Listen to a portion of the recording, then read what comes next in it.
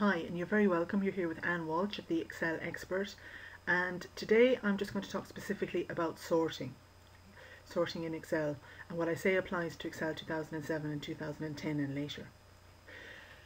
Before we get started with Excel, the first thing I just want you to notice is the way this list is set up. Okay, you see there the headings across the top are formatted a little bit differently from the rest, and then if you just see all the way down, as I scroll down,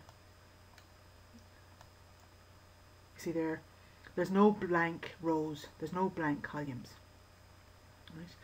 And if you want to work effectively with lists in Excel, almost like a cookery program, you need to prepare your list first. So if your list doesn't look like this, I'd suggest that you actually just go and check it out and just see that you actually have it formatted like this. Otherwise you will have a lot of problems in trying to sort your list. Okay. Now I'm going to talk about sorting at 3 different levels. I'm going to sorting by one column, for example customer.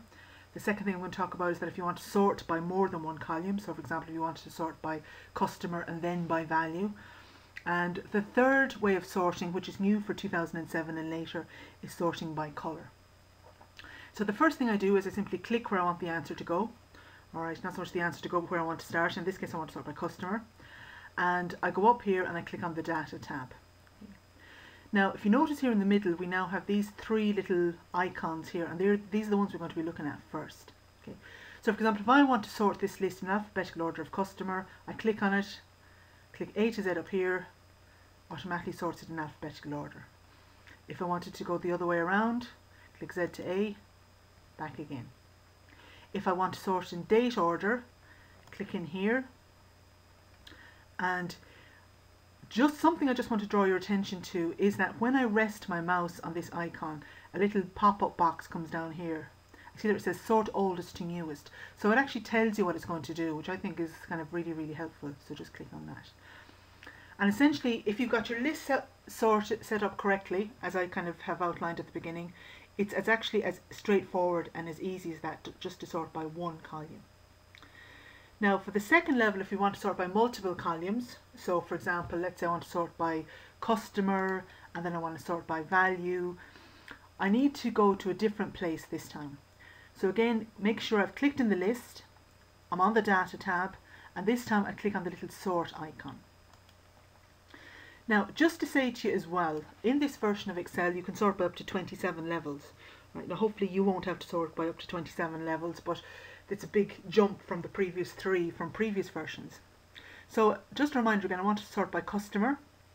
So I click up here, sort by invoice date, and I click on customer. Now you see there it says sort on values. And we will be sorting on values this time, but just to draw your attention to the fact that there we also have cell color, font color, and cell icon. Cell icon has got to do with conditional formatting, which we're not going to touch on in this video. Values, and I'm going to go A to Z. Now if you remember at the beginning I said I also want to sort by value. So to do that in this version, I come over here, I click on add level.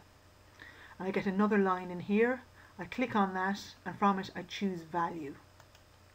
Okay. And then I can choose by what I want to sort it on, which is going to be values, and I can say from the smallest to the largest. Okay.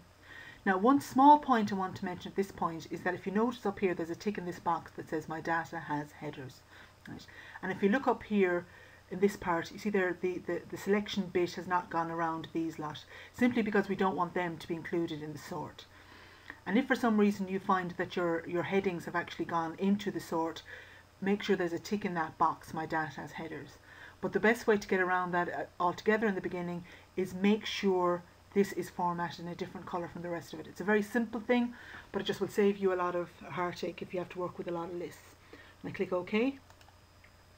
If you notice here, here's my Galway products, and here you have your value going from 23, 53.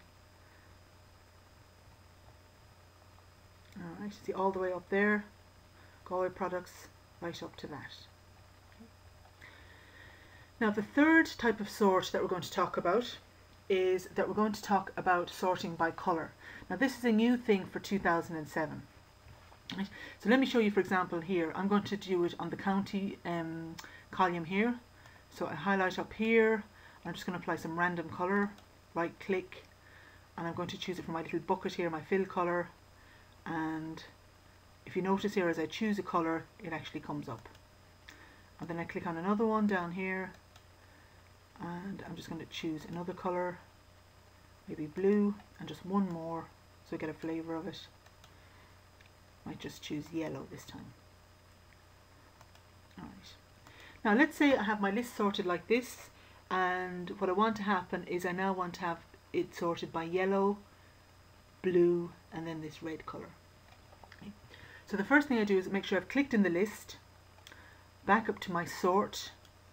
Right. Now Excel actually remembers the last sort I've put onto this, so for clarity's sake I'm actually just going to delete what I put on it already, and I do that by clicking on delete and delete. And then I go add level.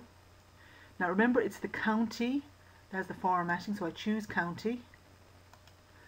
And then when I come to sort on values, this time I choose cell color. Remember, I use the little bucket just to select the color. And when I do that, I get this new little thing over here under the order which says no cell color. Right. Now all the colors that I've used actually appear here, so I just click on yellow. And the next two steps are essentially going to be rinse and repeat. And I do that by clicking on copy level, leave it on county, cell color, and this time I just choose a different color, which was blue. Right. And if you notice here as well, I can have them on the top or on the bottom. I'm going to stick to have them on the top. And I've got three colors, so I click on copy level again, and I choose my third color, which is that reddish one. Alright, so it should appear when I'm finished in the sequence of yellow, blue and red, and I click OK. Right. And that's it there. I hope you found this useful. Don't forget that you can download a list of 25 free Excel tips at my website. I hope this has been of use to you, and as always there's a sample file underneath that you can practice on if you would find that useful. Take care and goodbye.